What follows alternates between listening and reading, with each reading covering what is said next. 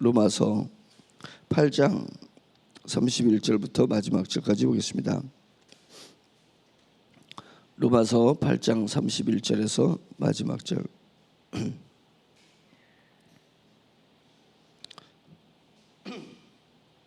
31절 시작. 그런즉 이 일에 대하여 우리가 무슨 말하리요? 만일 하나님이 우리를 위하시면 누가 우리를 대적하리요? 자기 아들을 아끼지 아니하시고 우리 모든 사람을 위하여 내주시니가 어찌 그 아들과 함께 모든 것을 우리에게 주시지 아니하겠느냐? 누가 능히 하나님께서 택하신 자들을 고발하리요? 의롭다 하신 이는 하나님이시니 누가 정죄하리요? 죽으실 뿐 아니라 다시 살아나신 이는 그리스도 예수시니 그는 하나님 우편에 계신 자요 우리를 위하여 간구하시는 자시니라. 누가 우리를 그리스도의 사랑에서 끊으리요? 환난이나 공고나 박해나 기근이나 적신이나 위험이나 칼이라. 기록된 바 우리가 종일 주를 위하여 죽임을 당하게 되면 도살당할 양같이 여김을 받았나이다 함과 같으니라. 그러나 이 모든 일에 우리를 사랑하시는 이로 말미암아 우리가 넉넉히 이기느니라. 내가 확신하노니 사망이나 생명이나 천사들이나 권세자들이나 현재일이나 장래일이나 능력이나 높음이나 깊음이나 다른 어떤 피조물이라도 우리를 우리 주 그리스도 예수 안에 있는 하나님의 사랑에서 끊을 수 없으리라. 아멘.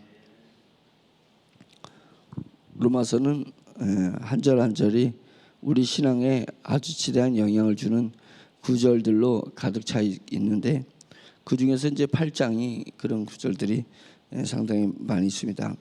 자기 아들을 아끼지 아니하시고 우리 모든 사람을 위하여 내주시니가 어찌 그 아들과 함께 모든 것을 우리에게 주시지 않겠느냐.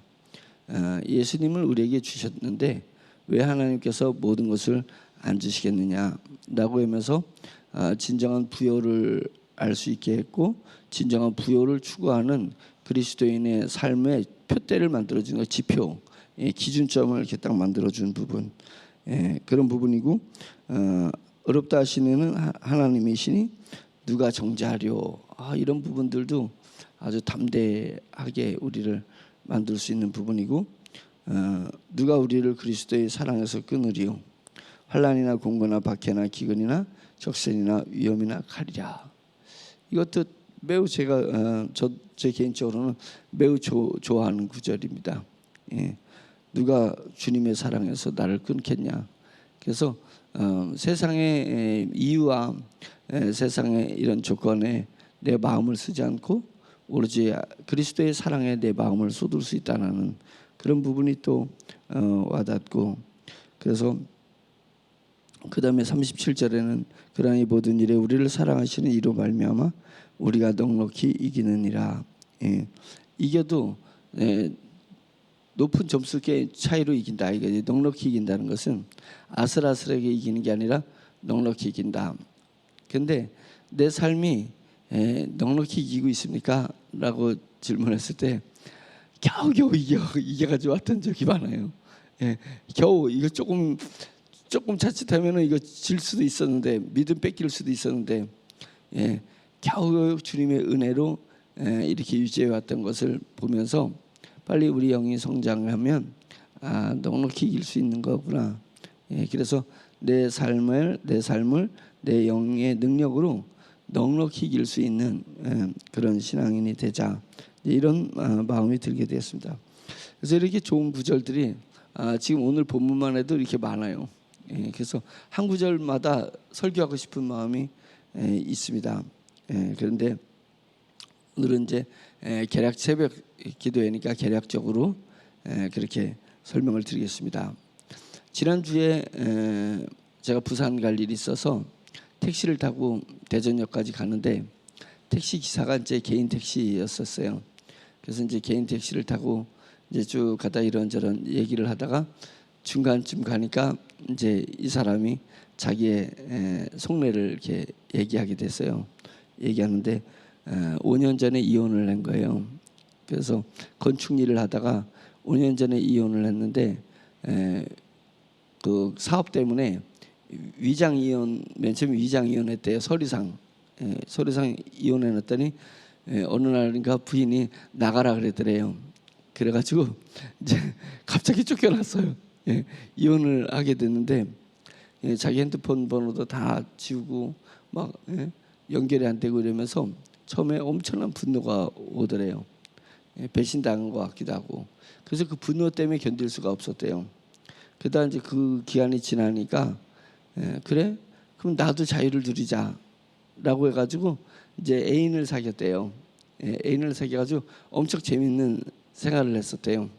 근데 4년째 접어드니까 뭔가가 아무리 즐겨도 즐겁지 않고 가슴에 공허함이 오더라는 거예요. 그래가지고 도저히 우울증 오다가 죽을 것 같아가지고 택시를 산 거예요. 개인 택시를 이제 돈 주고 사잖아요. 택시를 사가지고 택시를 보니까 계속 사람들한테 말을 거는 거예요. 저도 가만히 조용히 갈라 그랬는데 자꾸만 저한테 말을 걸어가지고 이야기를 했는데 공허한 거예요. 지금도 이거 이러다가 죽는 거 아닌가 이런 생각이 있으니까 사람들 만나면서 이런저런 자꾸만 얘기를 하는 거예요. 제가 이분 얘기를 가만히 들었어요. 가만히 들으면서 제가 이렇게 얘기를 했습니다. 사장님, 사장님은 지금 그 부인을 잃은 것 때문에 지금 분노하고 또는 그러다가 외롭기도 하고 공허하기도 하고 이런 마음의 변화가 있다고 생각하면 그 부인을 채울 수 있는 다른 것을 채울 수가 없습니다. 근데 제가 볼 때는 그 부인을 잃은 것에 대한 게 아니라 사장님은 공동체를 잃은 것 같습니다. 가정이라는 공동체를 잃어버린 것에 대한 공허함이 있는 것 같습니다. 그래서 지금 사장님이 부인하고 다시 재결합하는 것처럼 좋은 건 없지만 그것이 물리적으로 되지 않는다면 사장님은 새로운 공동체를 찾으십시오. 어떤 한 사람을 찾는 게 아니라 공동체를 찾으십시오. 교회를 가십시오. 이 교회를 안 다녔더라고요. 그래서 교회라는 새로운 공동체가 있습니다. 신앙의 공동체. 내가 한 번도 경험해 보지 않고 내가 시도해 보지 않았던 그 공동체를 찾으면 공허함이 사라질 수 있을 것입니다. 근데 이러면서 이제 딱 도착할 때 그 말을 하고 딱 내렸어요. 이렇게 얘기하는 이분이 의외다 이런 생각을 한 것 같아요. 그래서 나중에 잘 듣더라고요. 그래서 제가 나오면서 그게 맞는 것 같다. 많은 사람이 이 공동체를 잃었을 때 오는 공허함이 있어요. 하나하나 요소라고 생각하지만 실제는 무형의 존재가 있는데 그 무형의 존재가 공동체입니다. 그래서 예수님께서는 자신의 몸을 우리 개인을 다 얘기하지 않고 무형의 실체, 무형의 그 실체인 그 공동체를 신앙의 공동체를 예수님은 내 몸이라고 하셨습니다. 우리는 교회는 이 예배당이 아니기 때문에 성도들의 모임을 교회라고 한다 그러잖아요. 에클레시아, 성도들의 모임을 교회라고 하거든요. 그래서 이 교회 무형의 교회예요. 성도들의 무형의 이 공동체가 실제로 예수님은 영으로 봤을 때는 주님의 몸이라고 이야기한 거기 때문에 그것을 실체로 볼 줄 알아야 된다. 어떤 대상으로 볼 줄 알아야 된다. 이거예요. 손으로 만질 수 있는 건 아니지만, 만질 수 있는 건 아니지만 끈끈한 우리 공동체를 이렇게 우리를 마음과 마음을 신앙으로 이어주는 이 끈이 있습니다. 그래서 이 공동체를 놓치지 말고 공동체를 통해서 우리 주님을 뵈야 돼요. 뵈야 됩니다. 그래서 주님을 뵙는 어쩌면 가장 큰 방법은 내가 혼자 산에 가서 돌을 닦아서 산기도 가가지고 하나님을 뵙는데 그렇게 저도 많이 체험을 했어요. 막 성령 체험도 하고 환상도 보기도 하고 기도원에 갔을 때 한량 없어요. 제가 한월산파거든. 한월산 가가지고 사춘기 때부터 얼마나 다녔는지 모릅니다. 그리고 지독하게 기도도 했잖아요. 그러면서 개인적 체험을 했는데 그때 이 공동체 신앙을 사람들이 저에게 깊이 가르쳐 주지를 못했습니다. 그래서 교회 공동체를 통해서 하나님을 뵙는 것에 대해서 무게감을 두지 않았었던 것이 제 신앙이 어느 단계에서 멈추는 거예요. 한계가 있더라고요. 예, 그런데 이 공동체를 이해하게 되면 공동체가 나로 인식하면서 이게 영이 성장하는 부분이 있습니다. 그래서 이제 개인적 신앙, 개인이 주님을 배회하는 것도 중요하지만 더 중요한 것은 뭐냐면 공동체를 통해서 우리 주 예수 그리스도를 만나는 것입니다. 그래서 주님이 공동체의 한 사람 구성체로서 주님이 교회를 통해서 우리에게 놀라운 역사를 내주십니다. 그래서 우리는 가정 공동체도 있고 또 직장 공동체도 있고 사회에 여러 가지 공동체가 있는데 믿음의 공동체를 가지고 있다는 것은 매우 놀라운 일이고 어쩌면 이 믿음의 공동체의 참 의미를 알게 되면 하나님께서 예수 그리스도와 더불어 많은 것을 주셨다. 예, 모든 것을 주신다라는 그 말씀의 의미를 알게 될 것입니다. 예, 알게 될 것이요. 그래서 32절에 자기 아들을 아끼지 아니하시고 우리 모든 사람을 위하여 내주시니가 어찌 그 아들과 함께 모든 것을 우리에게 주시지 아니겠느냐. 여기서 이 모든 것은 영에 속한 하늘의 복을 이야기하는 건데 영에 속한 하늘의 복을 굳이 손으로 만질 수 있는 것 우리가 알 수 있는 표현으로 하게 되면 제가 얘기하고 싶은 게 이 신앙의 공동체를 하나님이 주셨다. 저는 이렇게 말하고 싶습니다. 예, 이것이 절대 해석은 아닙니다. 이 말씀의 절대 해석은 아닌데 오늘 제가 여러분들한테 주장하고 싶은 거예요. 개인적으로 주장하고 싶은 거예요. 그래서 교회를 통해서 하나님이 엄청난 것을 주셨다는 것을 우리가 깨우쳐야지 된다. 그래서 개인의 신앙에 머무르지 말고 공동체의 신앙으로 승화시켜 나가야 된다. 그래서 교회 공동체가 항상 나에게 기쁨을 주고 위로를 주고 용기와 힘을 주는 건 아닙니다. 나에게 상처를 주기도 하고 나를 힘들게 하기도 하고 외롭게 하기도 해요. 교회 공동체가. 그런데 그 가운데서 그리스도를 통해서 예수 그리스도 그때 이제 나의 신앙 그리스도를 통해서 공동체가 계속 부딪히면서 점점 승화되어 나가는 것입니다. 그런 것입니다. 그러기 위해서는 일단 공동체가 복음으로 무장돼야 돼요. 예. 일반 그냥 막 교회 모인다 그래서 교회 공동체가 아닙니다. 오로지 복음의 교회가 돼야 되고 그 복음의 교회의 성도들이 복음의 삶을 살기 위해서 노력하고 애쓰고 이미 그것을 이루어가고 있는 성도들이 모이면 그게 파워가 있고 그것이 하늘에 속한 많은 복이 여기서부터 느껴지는 거구나라는 것을 느낄 수 있는 것입니다. 그래서 저는 우리 교회가 일반 바깥에 여러 개의 교회들이 있는데 우리는 정말 복음으로 무장된 교회가 돼야 됩니다. 복음이 기초가 딱 단단해서 그 위에 우리가 성도들이 집을 지어 나가는 그런 교회가 돼야 되는 것입니다. 그리고 성도들이 밖에 나가서 복음의 삶, 우리 주 예수 그리스도의 죽으심과 우리 주 예수 그리스도의 살아나심, 그래서 그것이 나에게 달이 태양의 빛을 반사시키듯이 예수 그리스도의 죽음이 나의 죽음이 되고 예수 그리스도의 부활이 나의 부활이 되는 것입니다. 그것이 복음의 삶이에요. 복음의 삶. 그것을 사는 성도들이 우리 가운데 많아져야 되는 것입니다. 많아지면 그 성도들이 주일날 오후가 왔든 아니면 평일날 개인적으로 만나든 이제 그런 간증이 돼야 되는 거야. 내가 이렇게 죽었다는 것을 간증하는 것입니다. 어떤 내 삶의 모습에서 이렇게 죽었는 내 모습. 그런데도 불구하고 내가 우리 주 예수 그리스도로 해서 살아서 담대하게 나아가는 것을 간증을 하는 것입니다. 그러면서 지난번에 주일날 오후에 얘기했듯이 제가 아무리 생각해도 멋진 얘기 같아. 내 삶이 활이 돼요. 활. 그 바이올린을 키는 활이 돼요.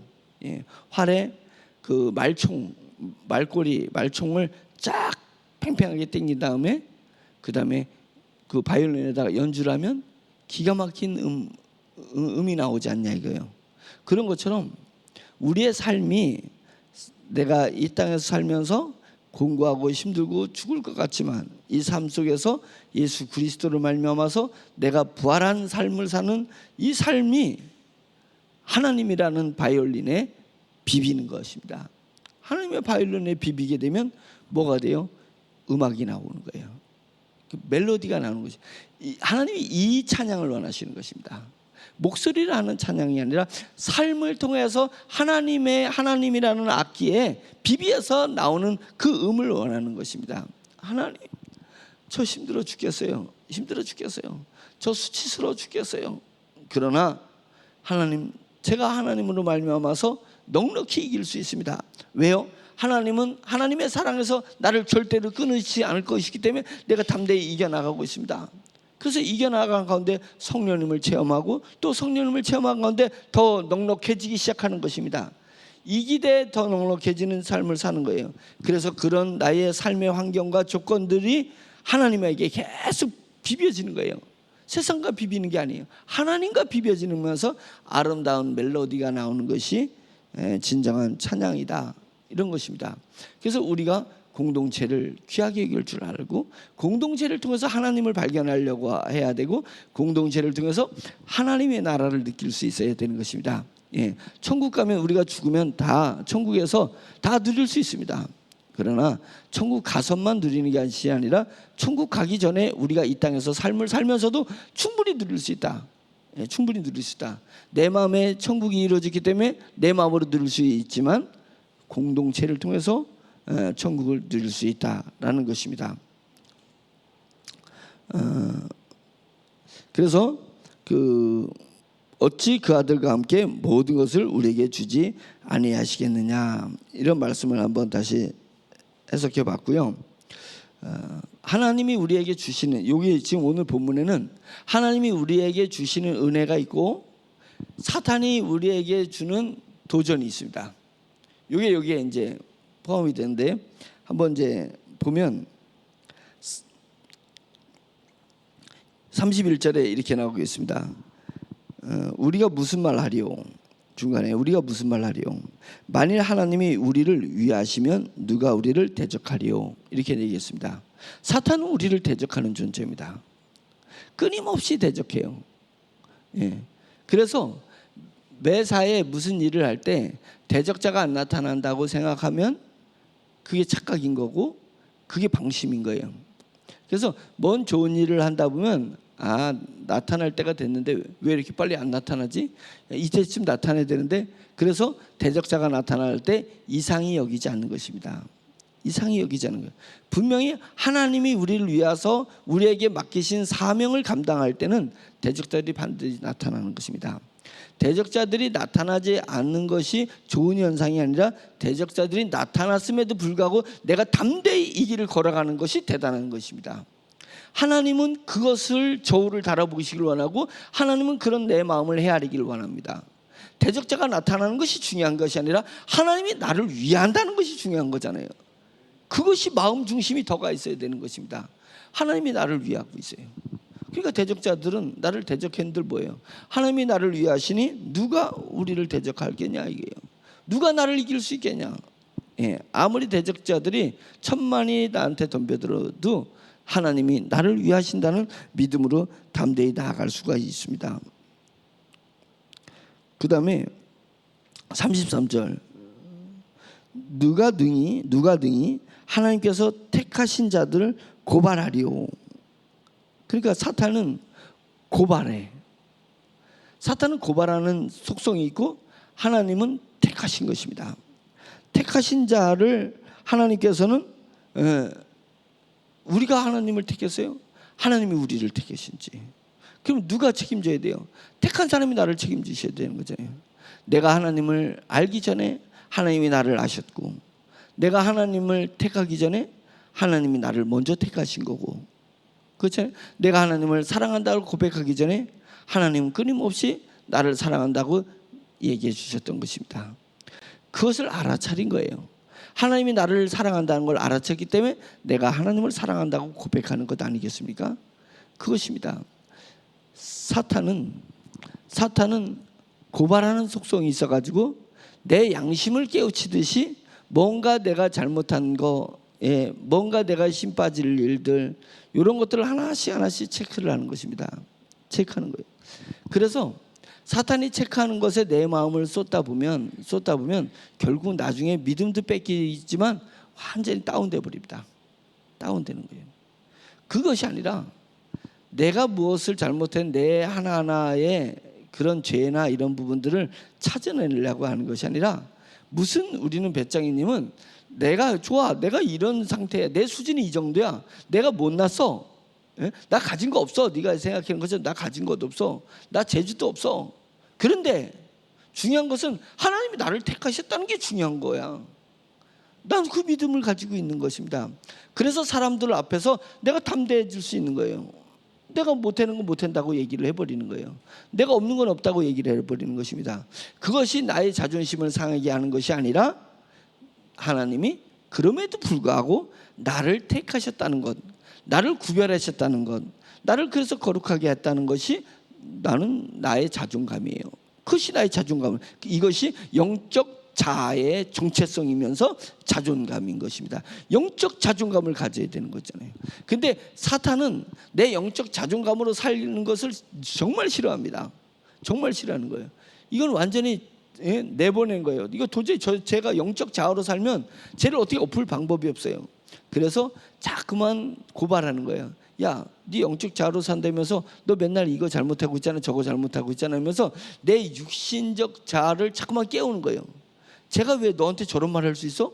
야, 너를 어떻게 알길래? 그래서 자기 육적 정체성을 살리고, 네가 과거에 뭘 어떻게 이런 업적을 남겼는데 그걸 제가 깡그리 무시한단 말이야. 자꾸만 고발해.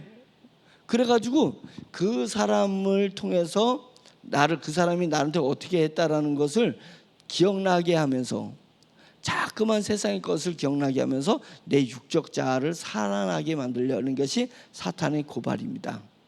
사탄은 끊임없이 우리한테 이렇게 하고 있어요. 그래서 내가 사람들에 대해서 문제점이든지 뭐 이런 것들이 딱 내게 나오면 이게 고발이야? 하나님이 주신 지혜야? 이거예요. 그러니까 고발이냐? 지혜로 말미암은 사명을 이뤄나가기 위한 길이냐? 이 부분을 구별할 줄 알아야 돼요. 그 다음에 내가 잘못한 건, 나의 약함이 어느 때 막 내가 발견될 때가 있어요. 그거 사탄이 고발하는 거 아니에요 지금 나한테? 이래서 이것은 육적인 내 자아를 살리기 위한 사탄이 고발이 역사하고 있는 것이다, 그 방법을 쓰고 있는 것이다 라는 것을 이제 오늘 말씀을 통해서 우리가 깨우쳐야 된다. 그러면 그때 그럼에도 불구하고 내가 하나님을 택하기 전에 하나님이 나를 먼저 택하셨다는 것을 우리가 고백해야 되는 것입니다. 그 자존감을 가지고 살아야 돼요. 나는 거룩하신 하나님에서 택함 받은 사람이지 내가 하나님을 택한 것이 아니다 라는 것입니다. 하나님은 우리를 택하시고 사탄은 우리를 고발합니다. 그러면서 33절에 뒷부분에 의롭다 하시니는 하나님이시니 누가 정죄하리요? 그것입니다. 아까 하고 택하신 거하고 고발하는 거하고 비슷할 수 있지만, 의롭다 하시니는, 의롭게 아직 안 만들으셨어도 하나님은 우리를 의롭다 하십니다. 의롭다고 인정하십니다. 무엇 때문에? 예수 그리스도의 보혈의 은혜 때문에 우리를 의롭다 하시는 것입니다. 그래서 우리가 하나님 앞에서 뻔뻔하게 하나님의 보좌 앞에 나갈 수 있는 것입니다. 내가 육신의 자아로 볼 때는 뻔뻔한 거고, 영적인 자아로 볼 때는 하나님 앞에 담대한 것입니다. 우리가 담대하게 하나님 앞에 나가는 것은 하나님께서 나를 의롭다 하신다, 늘 의롭다고 얘기해 주신다는 것입니다. 그래서 내가 예수 그리스도 십자가 뒤에 서는 것입니다. 또는 예수 그리스도의 십자가를 짊어지는 것입니다. 나는 짊어지는 거예요. 십자가를 짊어져서, 그래서 십자가로 말미암아서 새로운 나의 정체성을 만들어내는 것입니다. 그거 외에는 하나님이 나를 의롭다 하시겠어요? 그래서 하나님은 나를 의롭다 하시고 사탄은 나를 정죄해요. 그러니까 사탄의 정죄, 고발 이런 것에 내 육적 자아를 살리지 말고 영적인 자아가 하나님의 택하심과 의롭다 하심에 내가 깊이 마음을 쏟아야 될 줄 믿습니다.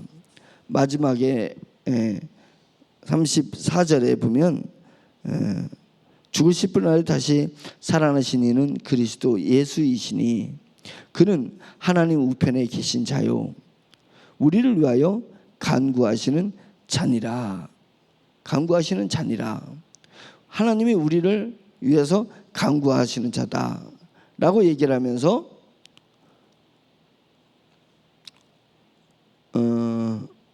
그리고 35절에 간구하는 자, 하나님은 우리를 위해서 간구하셔요. 그 다음에 35절에 누가 우리를 그리스도의 사랑에서 끊으리요? 환난이나 공고나 박해나 기근이나 적신이나 위험이나 칼이랴 라고 하면서 사탄은 우리를 끊으려고 하는 것입니다. 하나님의 사랑에서 우리를 자꾸만 끊어내려고 하고, 그래서 끊어내는 방법은 뭐예요? 우리 안에 믿음을 도둑질해 가는 것입니다. 우리가 스스로 믿음을 버리게 하는 것입니다. 그럼 믿음을 버리게 하기 위한 방법으로 뭐냐면 우리의 과거를 드러나게, 육적 자아를 드러나게 하는 전략이, 사탄의 전략이 구약시대 때부터 성경에 적나라하게 표현해주고 있는 것입니다. 계속 그거를 얘기하는 거예요. 그래서 너의 육적 자아를 사단은 반드시 세워낸다, 반드시 살려내려고 할 거다. 그래서 육적 자아가 살아나는 순간 너는 믿음을 잃어버리게 돼. 믿음을 잃어버리게 돼요. 믿음을 자기도 모르게 도둑 맞아. 믿음을 도둑 맞으면 하나님의 사랑에서 하나님이 우리에게 선물로 주신 모든 영적인 복이 싹 끊어져 버리는 것이다. 그래서 사탄의 목적은 뭐예요? 궁극적인 도적인 것은 도둑질하고 죽이고 멸망시키려는 거니까 하나님의 사랑에서 우리를 끊어서 멸망시키려는 것이 사탄의 목적인 것입니다. 사탄은 우리를 끊임없이 하나님과의 관계에서 끊어지게 하려고 해요. 교회 공동체에서 그리스도의 몸인 교회 공동체에서 끊어지게 만들려고 하는 것입니다. 끊어지게 만들어요. 그러나 우리 하나님은 우리를 위해서 간구하시는 분이시다. 하나님이 우리 주 예수 그리스도의 간구하심과 성령님이 탄식하면서 우리를 위해서 간구하심이 없다면 우리가 그 많은 실수를 통해서 우리가 어떻게 하나님의 사랑에서 끊어지지 않고 견딜 수 있겠냐, 이게 끊어지지 않고 어떻게 견딜 수 있겠냐. 그런데 성령님이 우리를 위해서 간구하시고 십자가에 우리를 위해서 죽으셨다가 부활하신 그 주님께서 우리를 위해서 간구하시는 것입니다. 저는 무엇을 그분이 간구하실까? 글쎄요, 이는 그리스도 예수 신이 그 앞에 죽으실 뿐 아니라 다시 살아나신 이는 그리스도 예수 신이 그는 하나님 우편에 계신 자요 우리를 위하여 간구하시는 자니라. 우리 주 예수 그리스도께서 우리를 위해서 간구하시는데, 우리 주 예수 그리스도는 누구냐면 죽으셨다는 거예요. 근데 죽으셨을 뿐만 아니라 다시 살아나신 분이시다. 그러면 죽으셨다가 다시 살아나신 그분이 우리에게 무엇을 원하느냐, 이거 무엇을 간구하실 거냐, 이게요. 내 안에 예수 그리스도의 죽음의 흔적이 내 안에 있기를 간구하는 거예요. 내 안에 예수 그리스도께서 부활하셨듯이, 부활의 철매를 엿보듯이 내 안에 영원한 생명을 허락하여 주시고 내 안에 영을 주시고 새로운 자아를 내 안에 심어 주셨기 때문에 내가 영적인 사람으로 중생하고 거듭나기를 원하는 것입니다. 거듭난 사람으로 살아가기를 원하는 거예요. 그래서 내가 과거는 다 죽었어요. 내가 세상과 나는 죽은 존재예요. 세상과 나는 죽었어요. 나에 대해서 세상이 죽었다고 했잖아요. 나에 대해서 죄가 죽어버렸어요. 죽어버린 것입니다. 나는 세상과 상관없는 사람이에요. 사실은 죽었어요. 왜 죽었어요? 예수 그리스도의 죽음을 내가 여겼기 때문에 내가 죽은 것입니다. 그러면 예수 그리스도께서 다시 살아나셨다는 것을 내가 여기니까 내 안에서 살아있는 새로운 자아상이 만들어진 것입니다. 그래서 이것이 자아상이 계속 자라기를 주님께서 간구하시는 것이다. 이것이 내게 속한 모든 신령한 복이에요. 하나님께서는 나에게 모든 것을 주시기를 원하시는 것입니다. 자기 아들을 아끼지 아니하시고 우리 모든 사람을 위하여 내주신 이가 어찌 그 아들과 함께 모든 것을 우리에게 주지 않겠느냐. 모든 것을 주지 않겠느냐 하니까 육적으로 생각해가서 돈도 주시고 건강도 주시고 뭐 전부 내가 세상 것들만 누리려고 하는 거예요. 그것이 모든 것이 아니에요. 그것도 모든 것에 포함되지만 하나님은 없어도 그만 있어도 그만이에요. 하나님은 모든 것이 뭐냐면 내 안에 예수 그리스도의 죽음이 있고 내 안에 예수 그리스도의 부활이 있어서 복음이 내 안에서 이루어지는 것이에요. 내 안에서 성령님의 세계가 이루어지는 것이고 내 안에서 하나님의 나라가 이루어지는 것입니다. 하나님의 나라가 내 나라에서 이루어져요. 그 내 나라에서 하나님의 나라가 이루어진 내가 우리 믿음의 사람들을, 우리 집사님들이나 여러분들을 만난 거예요. 제 안에 만난 것입니다. 제가 여기 목사로 왔습니다. 여러분은 여기에 성도로 있었습니다. 또 새로운 성도들이 왔습니다. 누가 왔냐?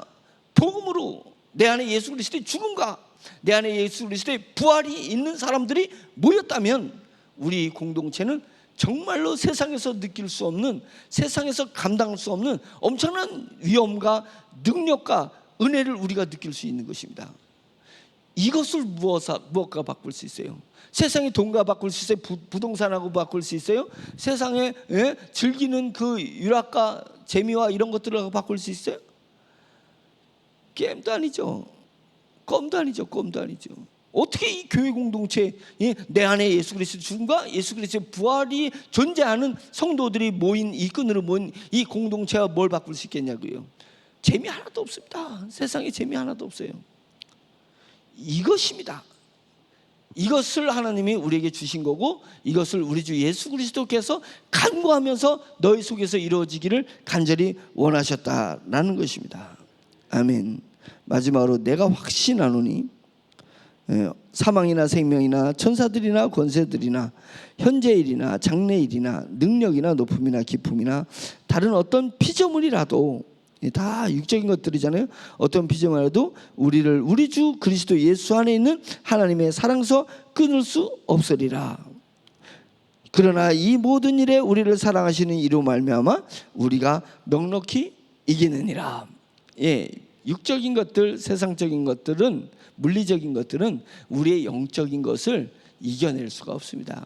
우리는 영적인 것으로 세상의 것들을 넉넉히 이겨나가는 그런 사람이 될 줄 믿습니다.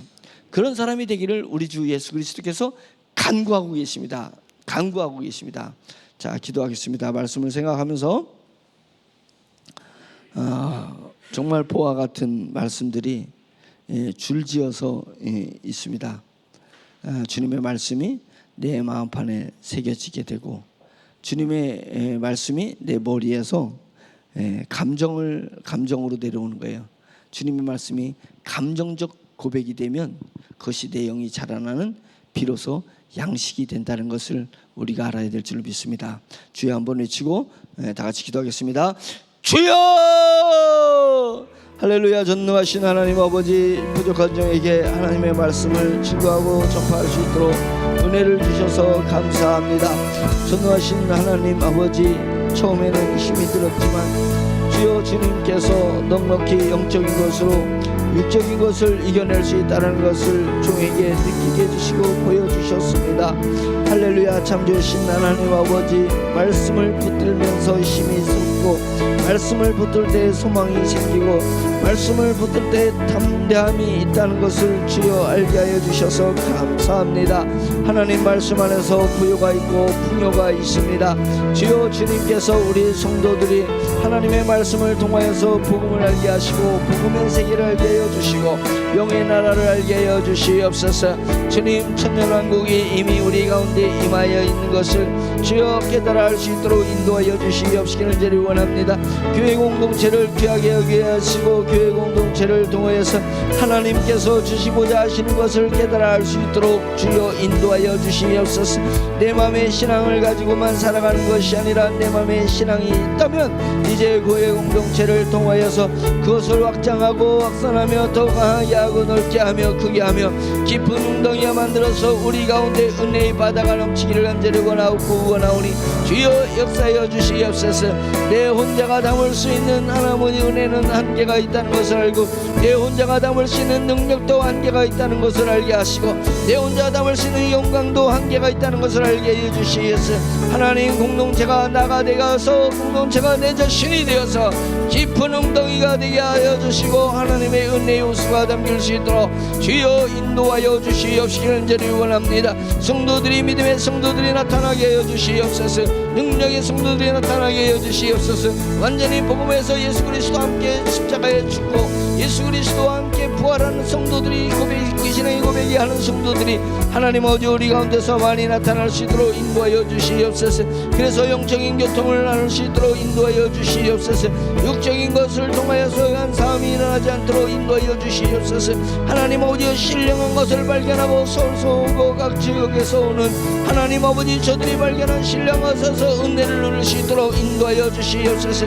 신령한 은혜를 느끼게 하시고 신령한 부여를 느낄 수 있도록 인도하여 주시옵소서. 손에 만질 수 있는 것이 아니라 미부에 느낄 수 있는 것이 아니라 내 영의 존재감으로 주님의 체험하여 느껴할 수 있도록 인도하여 주시옵시기를 할렐루야 간절히 원합니다. 신령한 것을 알아서 신령한 사람이 될 수 있도록 주여 인도하여 주시옵소서. 참 주신 하나님 아버지, 주여 우리 성도들이 믿음 안에서 점점 장성해 나갈 수 있도록 인도하여 주시고, 남들이 보지 못하는 것을 보게 하여 주시고, 남들이 느끼지 못하는 것을 깊은 곳에서 느낄 수 있도록 인도하여 주시옵시기를 간절히 원하오니 할렐루야. 세상 것들이 만족하지 못할 수 있으나 하나님, 세상의 사람들이 내 마음을 흡족시켜주지 못할 수 있으나 하나님 아버지여 주님여, 내 영적인 것이 변화가 일어나지 않는 것은 오로지 하나님의 사랑에서 누가 나를 끊을 수 있겠느냐고 고백하는 하나님, 그 고백으로 말미암아서 하나님이 우리를 위하신다는 것을 고백해서 하나님 아버지여, 하나님께서 나를 어렵다 하신 곳에서 주여 하나님께서 나를 위해서 강구하신다는 것 때문에 하나님, 나의 정체성이 흔들리지 않을 것이며 하나님 아버지, 내가 슬프지 않을 것이며 답답하지 않을 것이며 하나님 아버지, 오로지 주님 때문에 담대히 나갈 수 있도록 인도하여 주시옵소서. 세상이 나를 정죄 안 될 것이 무슨 의미가 있으며, 세상이 나를 대적한 될 것이 무슨 의미가 있을 것이며, 세상이 나를 고발하거나 세상이 나를 정죄하거나 세상이 나를 끊으려고 하나님의 사랑에서 끊으려고 덤벼든들 하나님, 그것이 내게 무슨 의미가 있을 것이냐.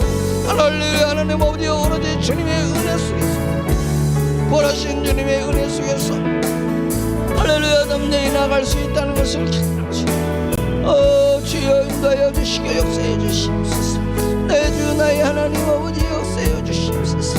내 주 하나님 아버지, 하려는 은혜를 허락하시옵소서. 하나님 아버지, 어느새 종은 잃어버려지고 종은 사라지고 성령님만이 하나님 아버지 주님의 증인 속에서 인도하여 주시옵소서. 하나님을 배워서 오늘을 살지 말게 주님의 은혜로 말배워서 오늘을 살게 없소서.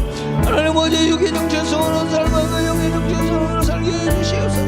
사람에게 잘 불려하지 말고, 사람을 의심하지 말고, 사람을 노릇으려 하지 말고, 하나님 아버지 주여 사람을 귀한 목적으로 하나님, 하나님 아버지 그 영혼을 사랑하고 그 영혼을 불쌍히 여기소. 하나님 아버지 주여 그 영혼을 주님의 수대로 인도하여 주시옵소서. 복음을 증거하고 전파하는 그런 마음으로 할렐루야 그리할 수 있도록 주여 인도하여 주시옵소서.